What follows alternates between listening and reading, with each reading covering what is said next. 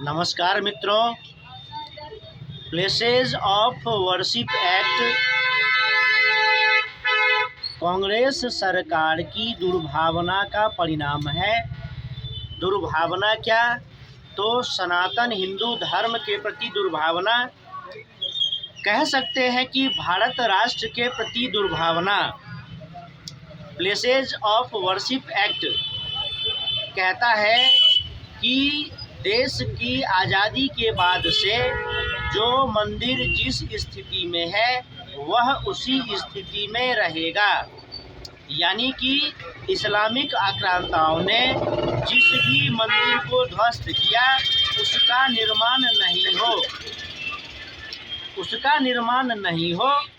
इसलिए places of worship act जानबूझ करके बनाया गया, जिसको इस्लामिक आक्रांताओं के जो अनुयायी हैं इस देश में अभी, चाहे मुस्लिम लीग के लोग हो, चाहे रजाकारों के लोग हो, जिसको हम अभी ओवैसी, इकड़ा, अमानतुल्ला यह सब कहते हैं।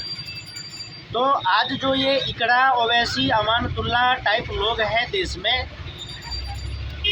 तो जब देश आज़ाद हुआ तो उसके बाद से ही कांग्रेस को इस बात की चिंता होने लगी कि लोकतंत्र में तो वोट सबका चाहिए, हिंदुओं का भी चाहिए, मुसलमानों का भी चाहिए, और बहुत सारे राजनीतिक दल भी बनेंगे।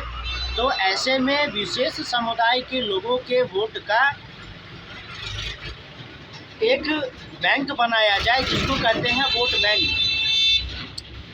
और फिर चूँकि इस्लामिक आक्रांता थे तो उनका भय फैलाने का तरीका, दबाव बनाने का तरीका तो वही होता है कि मार काट करो, दंगा फैलाओ, और दंगा फैला करके भय और दबाव उत्पन्न कर दो। और इससे जो भय दबाव बनेगा, इससे इस्लामिक आक्रांताओं के हिसाब से सब कुछ होने लगेगा और एक दिन देश को इस्लामिक मुल्क बना दिया जाएगा।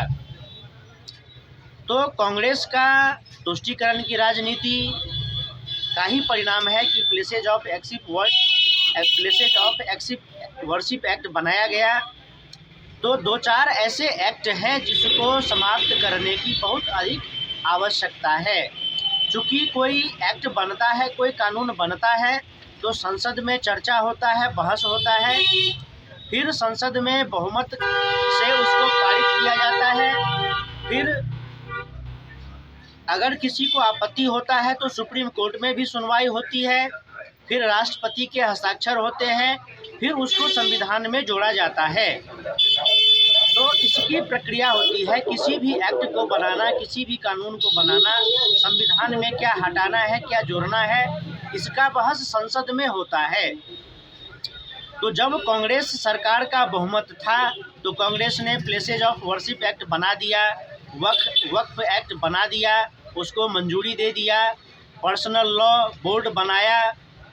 तो भारत देश में जब देश सेक्युलर है और संविधान है, सबको समान अधिकार है, तो न वर्शिप एक्ट की आवश्यकता है, न पर्सनल लॉ की आवश्यकता है, न वक्फ एक्ट की आवश्यकता है।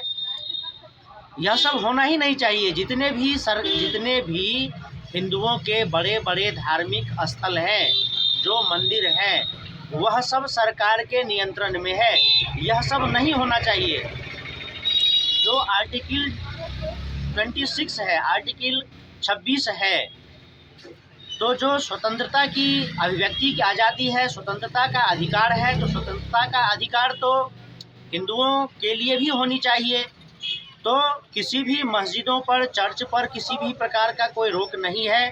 कोई भी चर्च, कोई भी मस्जिद सरकार के अधीन नहीं है, लेकिन बड़े बड़े मंदिर सरकार के अधीन है, जिसका चढ़ावा सीधे सीधे सरकारी खजानों में जाता है।